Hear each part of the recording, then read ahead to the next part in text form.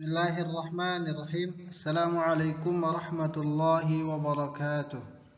Anak-anak saleh yang semoga senantiasa dirahmati oleh Allah Subhanahu wa taala. Hari ini insyaallah kita akan melanjutkan pelajaran bahasa Indonesia.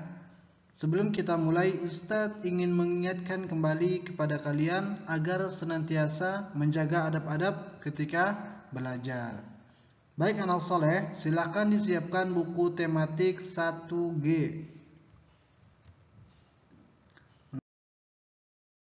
Silakan kalian membuka halaman 85, pembelajaran 1. Perhatikan ya. Bacalah teks berikut. Lihat gambarnya. Gambar yang pertama, manusia makan nasi.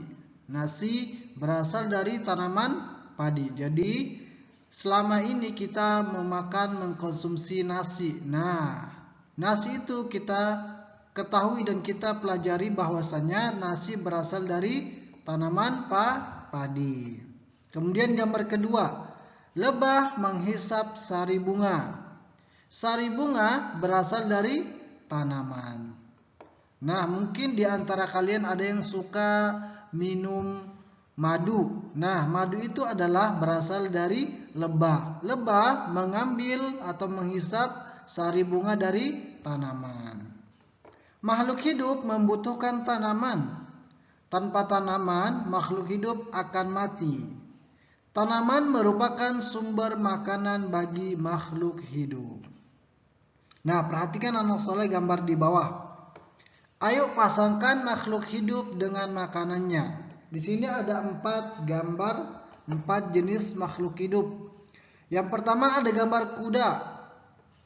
Kemudian ada gambar kupu-kupu.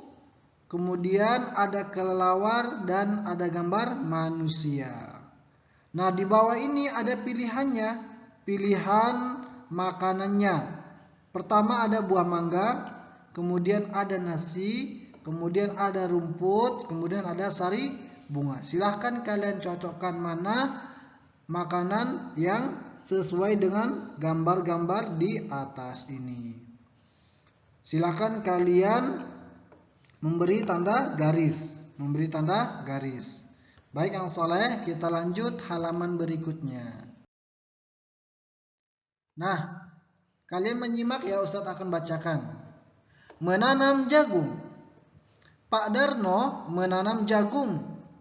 Jagung ditanam dari biji. Lihat gambarnya. Pak Darno menggemburkan tanah. Jadi sebelum ditanam jagung tersebut, tanahnya harus digemburkan. Nah, tanah gembur baik untuk tanaman. Kemudian gambar kedua. Setelah tanah digemburkan, maka tanah tersebut dilubangi, diberi lubang. Lubangnya tidak perlu besar, mungkin seukuran jempol tangan. Kemudian setelah dilubangi, Pak Darno lalu menanam biji jagung, memasukkan biji jagung. Nah, setelah dimasukkan kemudian ditutup kembali dengan tanah. Setelah itu, setelah 5 hari tanaman mulai tumbuh dan jangan lupa disiram. Pak Darno selalu menyiram tanamannya. Nah, jadi anak-anak soleh, bila kalian hendak menanam jagung atau menanam cabai dan lain sebagainya, jangan lupa untuk disiram ya. Agar apa? Agar dia mendapatkan asupan makanan juga. Nah, kemudian setelah usianya 3 bulan, jagung siap dipanen. Nah, rata-rata usia jagung siap dipanen itu sekitar 3 bulan. Nah, di sini Pak Darno, istri Pak Darno dan anaknya memetik jagung mereka. Nah, jadi kalian boleh memetik jagung milik kalian sendiri, tidak boleh memetik jagung milik orang lain tanpa izin. Nah, barakallahu fikum. Kemudian kita lanjut halaman berikutnya. Perhatikan di sini. Temukan 5 aturan menanam jagung. Dari cerita menanam jagung yang tadi. Tulis pada kolom di bawah ini. Nah, halaman 80. Lihat. Halaman 88. Halaman 87. Yang paling atas di sini, temukan 5 aturan. Dari mana kalian mengetahui 5 aturan tersebut? Yaitu dari cerita menanam jagung sebelumnya. Silahkan kalian tulis 5 aturan di sini. Kemudian selanjutnya,